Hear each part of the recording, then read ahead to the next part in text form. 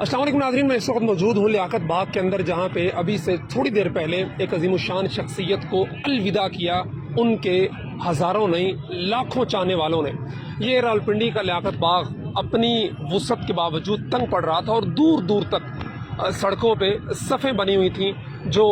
اپنے روحانی قائد کو اور اپنے استاد کو، اپنے محسن کو الوداع کہنے کے لیے یہاں پر تشریف لائے تھے۔ بے شمار علماء کرام، بے شمار ان کے شاگردان اور پاکستان کے کونے کونے سے لوگ سفر کر کے یہاں پہ آئے تھے، جنہوں نے قاضی عبدالرشید رحمہ اللہ کو نماز جنازہ ادا کی اور ان کو الوداع کہا۔ قاضی عبدالرشید صاحب کی پوری زندگی دینی جدوجہد سے عبارت ہے۔ دینی تعلیم حاصل کرنے کے بعد سے لے کے اپنی وفات تک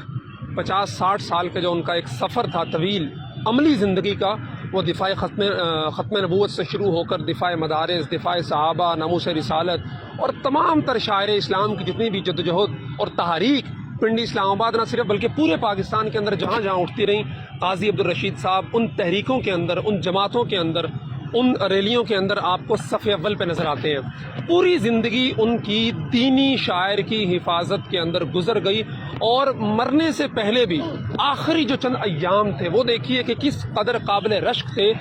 کہ 19 اگست کو جو ریڈ زون کے اندر تحفظ ختم نبوت ریلی تھی، اس ریلی کے لیے پورے انتظام و انصرام کرتے ہوئے ان کے آخری دن گزرے۔ اور 19 اگست کو جس دن ریلی تھی، اس دن میں نے خود آپ پارا سے لے کے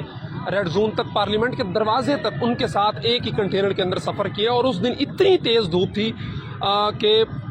گزارا نہیں ہو رہا تھا، لیکن قاضی عبدالرشید صاحب اس پورے سفر کے دوران 4 سے 5 گھنٹے یعنی ظہر سے لے کے اور بالکل مغرب سے تھوڑی دیر پہلے تک وہ اس کنٹینر کے اوپر گرمی کے اندر کھڑے رہے۔ اور اگرچہ 2 کرسیاں وہاں لگی ہوئی تھیں جہاں پہ بزرگ حضرات بیٹھے تھے، لیکن قاضی صاحب مسلسل اس کنٹینر پہ اس ریلی کی قیادت کرتے ہوئے آپ پارا سے لے کے پارلیمنٹ کے دروازے تک پہنچے، اور اس پوری ریلی کے انتظام و انصرام، اس کی باغ ڈوڑ اور اس کو فرنٹ سے لیڈ کرتے رہے، حتیٰ کہ جب معاملات تھوڑے خراب ہوئے، کارکن آگے گئے، اس وقت بھی قاضی صاحب نے معاملات کو سنبھالا، کارکنوں کو واپس بلایا کہ یہ کسی بڑی تباہی کا پیش خیمہ نہ ثابت ہو۔ یعنی ہم یہ کہہ سکتے ہیں کہ قاضی صاحب کی پوری زندگی